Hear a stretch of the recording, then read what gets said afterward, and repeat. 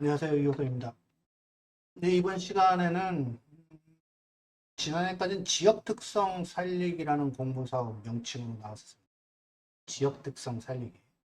물론 이제 사업 내용에는 이 생활권 로컬 브랜딩이 포함이 돼 있었습니다. 이 단어 자체가 포함이 돼 있었는데 어찌되었든 올해부터는 생활권 로컬 브랜딩 활성화 사업으로 공모사업 명칭이 바뀌었고요. 다만 사업 내용은 동일하다고 보시면 됩니다.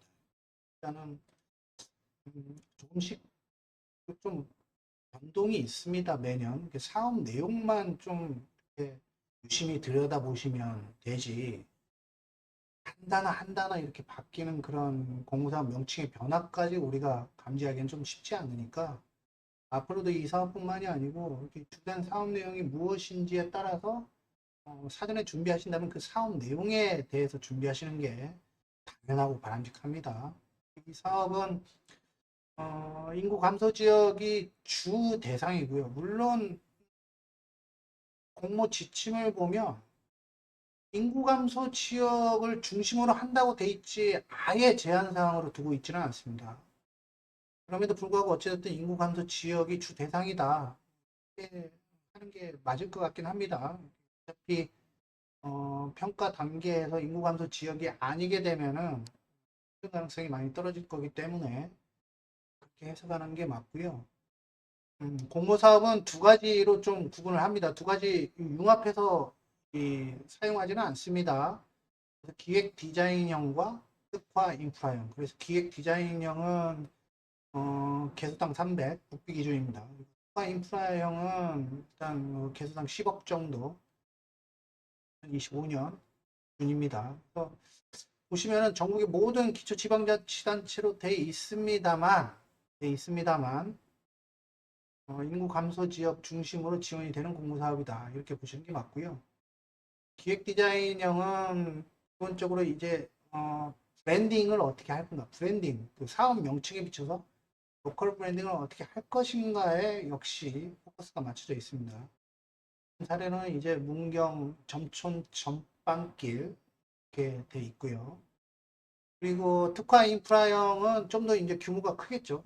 일단 10억 정도 국비가 지원되기 때문에 하드웨어와 소프트웨어, 그러니까 물리적 거점도 필요할 뿐만 아니라 이 물리적 거점을 어떻게 활용할 것인가, 특히 체험 및 체류에 대한 소프트웨어 컨텐츠의 방점이 찍혀 있습니다. 이 사업은 이제 가장 최근 사례를 보면은 기획 디자인형이 11개소, 그리고 특화 인프라형이 10개소, 대략 한 18개소 내, 20개소 내외로 선정이 된다라고 보시면 될 것 같고요. 2025년 신규 기준으로 보면은 기획 디자인이 11개소, 특화인 7개소 이렇게 선정이 됐습니다. 2026년에는 사업 명칭이 지금 특정되지 않아서 이 사업이 나오고는 있습니다만 두 군데서 진행이 되고 있는 걸로 확인이 됩니다. 그래서 상세하고 자세한 내용은 아마도 하반기에 이게 정부 예산, 내년도 정부 예산 편성 과정에서 선정 결과까지 좀 분석이 되면 나올 것 같고요. 그래서 제가 인용할 때는 선정 결과까지 디테일하게 나와 있는 지난해 기준으로 해서 제가 소개를 드리고 있습니다. 실제 사례는 이제 경북 문경, 그리고 울산 울주, 특화 인프라는 이제 울산 울주군 해당하는 내용이 대표 사례로 나와 있고요. 이거 말고도 그 구 지역 특성 살리기 공모 사업이기 때문에 이 사업과 관련한 사례들은 우리나 다음 네이버 포털에 검색해 보시면 좀 더 상세하고 알기 쉽게 소개를 해 놓고 있습니다. 검색을 해서 한번 확인해 보시면 1, 2분도 걸리지 않습니다. 확인해 보시면 좀 맞습니다.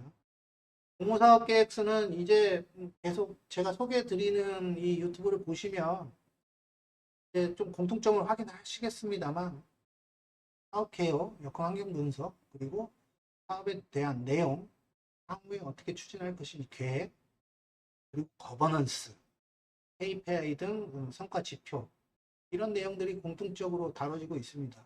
근데 몇 개만 보시다 보면은 공모사업 계획서의 작성 목차는 거의 동일합니다. 그래서 제 지인분들은 이 사업이 이게 나왔는데 어떻게 좀 목차를 잡는 게 좋을 것 같아요 라고 여쭤보시는데 저도 동일합니다. 여러 개의 자료를 보다 보면 공통적인 내용들을 확인하게 되고 그런 공통적인 내용들을 여러분들에게 이제 소개해 드리는 거기 때문에 몇 번 보시다 보면은 공무사업 계획서 작성의 목차는 그렇게 어렵지 않다라고 이제 인정하게 되시게 될 겁니다. 이 사업에서 이 보시 보면 중요한 부분인데요. 보시면 이 특화 인프라형은 사전 연구 용역이 진행이 돼야 됩니다. 우리가 이 농림부의 농촌 재생이라든지 농촌 공간 재생이라든지 이런 굵직굵직한 공모 사업들은 사전 용역이 다 진행이 돼야 되거든요. 행안부 사업들, 행안부의 공모 사업들은 사전 용역을 그렇게 필요로 하지 않는데 이 사업만큼은 사전에 이 마스터 플랜을 수립해야 된다. 즉 마스터 플랜을 수립하려면 연구 용역을 진행해야 되는 거죠. 그래서 공모 사업이 나왔을 때 사전 연구 용역이 진행되어 있지 않으면 이 사업은 진행하지 못합니다. 그래서 미리미리 굵직굵직한 뭐 길게 6개월, 1년 동안 뭐 깊이 있는 1억 이상의 연구 용역을 진행한다기보다는 사업은 이제 3개월 정도의 수의계약의 연구 용역만 진행하더라도 충분히 요건은 갖출 수 있고 그렇게 광범위하거나 깊이 있는 연구 용역은 아닙니다. 마스터 플랜을 수립하는 데 있어서. 그래서 미리미리 좀 준비를 해 두셔야 된다. 라는 내용이 다른 공모사업과 좀 차이가 있습니다. 그러니까 꼭 유념하셔가지고 해당 부서에서는 물론 이제 예산의 한계도 있겠습니다만 이 공모사업, 특히 이제 생활권 로컬 브랜딩 활성화라는 공모사업을 하기 위해서는 미리 사전 용역을 진행하셔야 된다. 이 점을 특히 유의하셔야 된다라는 걸 말씀드리겠습니다. 사업에 대해서 뭐 한 페이지 정도로 좀 정리를 계속해서 해놨고요. 저희 홈페이지 오셔서 행안부의 로컬 브랜딩 활성화 사업뿐만이 아니고 다른 사업들도 살펴보시면 평상시에 도움이 되리라 생각됩니다. 오늘은 이것으로 마치도록 하고요. 다음 시간에도 아직 행안부 사업에 대한 소개가 끝나지 않았기 때문에 다음 시간에도 행안부의 주요한 공모사업들을 소개하는 시간들을 이어가도록 하겠습니다. 네, 이상으로 마치도록 하겠습니다. 고맙습니다.